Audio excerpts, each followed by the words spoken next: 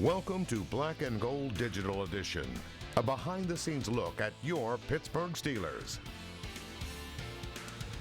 Hi everyone, I'm Jay Puskar along with Mike Gallagher, Mike Fenner, and Kent Urbanski. Guys, the Steelers are off the schneid. They were able to get their first win on Monday night against Cincinnati. Kent, your thoughts on Pittsburgh getting that much-needed win, and now all of a sudden they're actually back in the mix for the divisional race. I slept like a baby when I bet you did.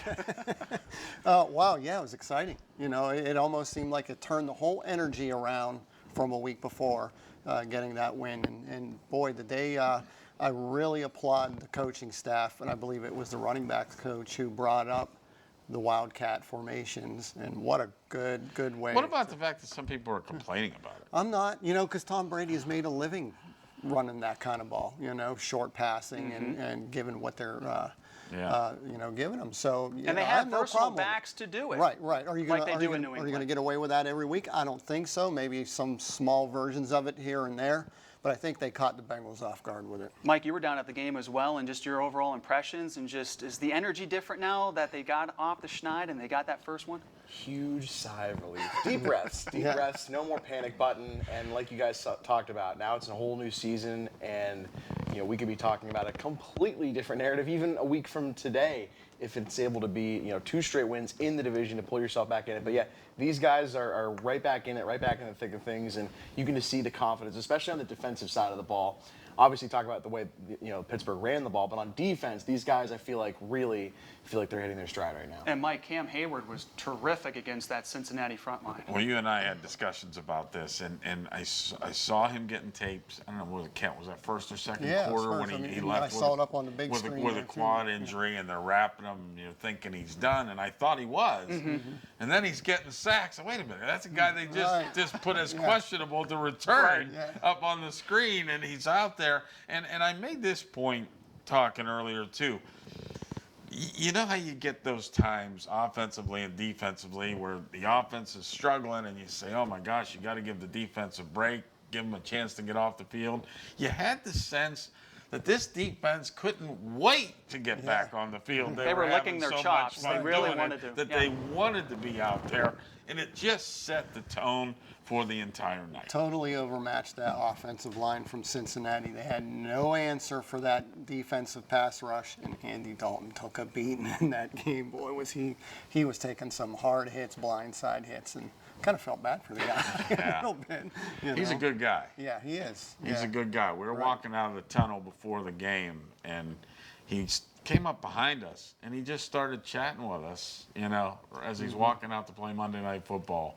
And, you know, I know it's not a big deal, but when a guy did he ask you for ibuprofen? After he's asking maybe an Advil or two. But he just a genuinely good guy, and from that respect, you hate to see him go down, but don't hate it too bad. Right.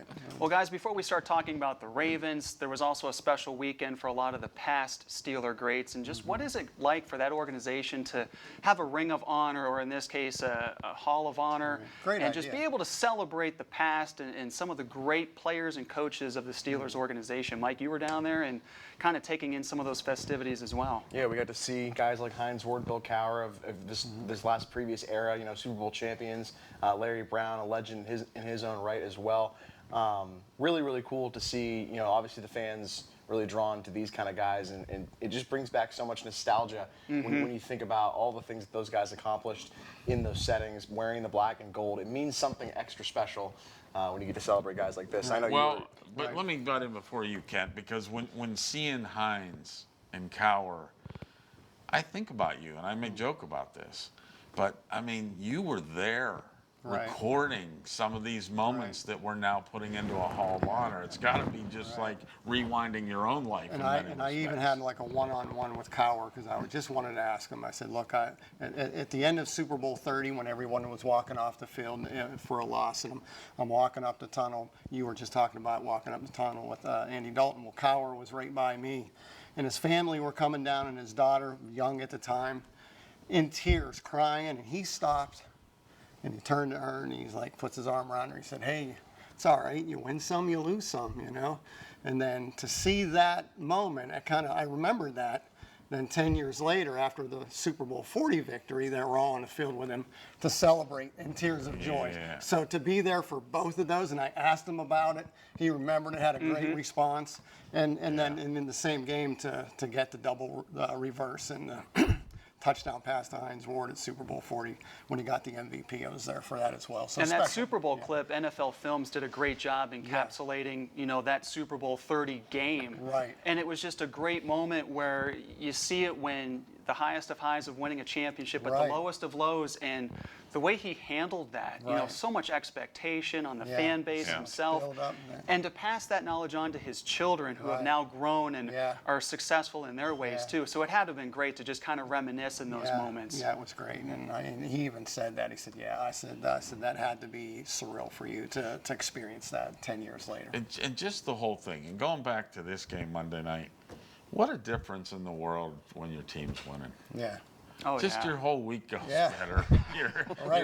This show, I'm like, I'll Right. talk Yeah. all day long. Right. Last week, I'll be honest with you, I was like, come on, Jay, let's wrap this up. Let's Get speed me it out up of a little here. Well, bit. the best part of it for us, and Mike, you'll attest to this, the players were there probably till 2 in the morning in the locker You room did all talking. one-on-one interviews. Yeah. Right. Yeah.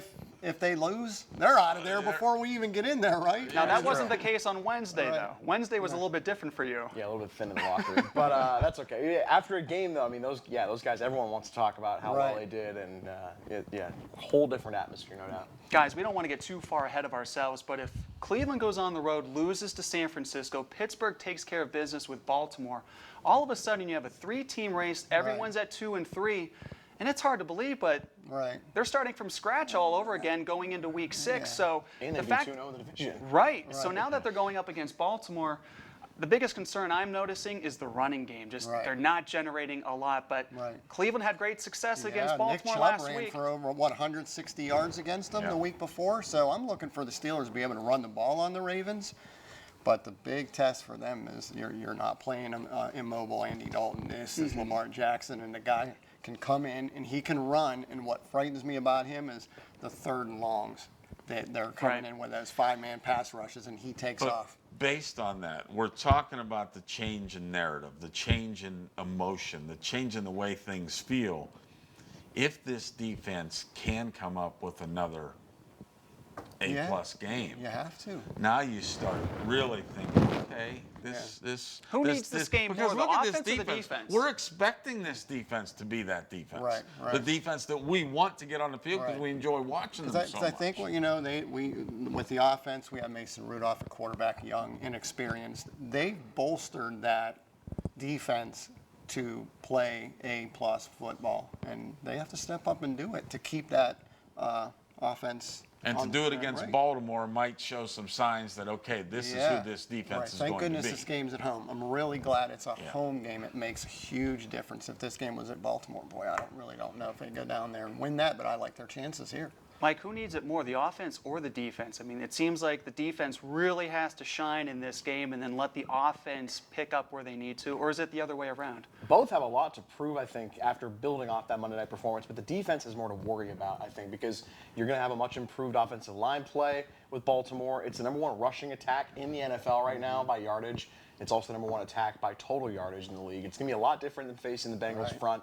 And then offensively, it's how much more can you expand that passing game? Because 24 for 28 looks great on paper for Mason Rudolph. Keep it safe, limit turnovers, protect the football, but how much more downfield passing can they get? So I think both units have a ton to prove in a game like this because you're going to get a much improved Baltimore team from the product you saw from Cincinnati. Finally, guys, who needs to step up the most come Sunday afternoon? I think I'll go with you, the running game. Just The a running collective game. unit. Just a collective unit running game, and it shows that's what they're going to do. They're gonna share the ball at that position, and all the backs seem to be good with that. And I think because it's And it seems like they don't mind sharing the no. wealth either. Well, if you looked at some of the Kent's video and some of the different things, these running backs celebrated the other guys' big plays more than they did their own. Mm-hmm. So it shows that this collective group seems to be getting it and seems to be coming together. And now, granted, after an 0-3 start, they had the world against them. So all they had was each other for a while there, and you know, and that's the alpha male scenario where what did they do with you telling James Conner and all them that they're no good? Well, they did what they did Monday night. Sure. Mike, who needs to stand out? I think T.J. Watt and Bud Dupree, after a huge game against Cincinnati Monday night off the edge, I want to see them do that again. I think that they need to prove we're here to play. This is the first-round pick club on defense, and we can rush the passer consistently, get after Lamar Jackson, make his life more uncomfortable. That's a great nickname. I like that. The first round club. I like it. They've invested.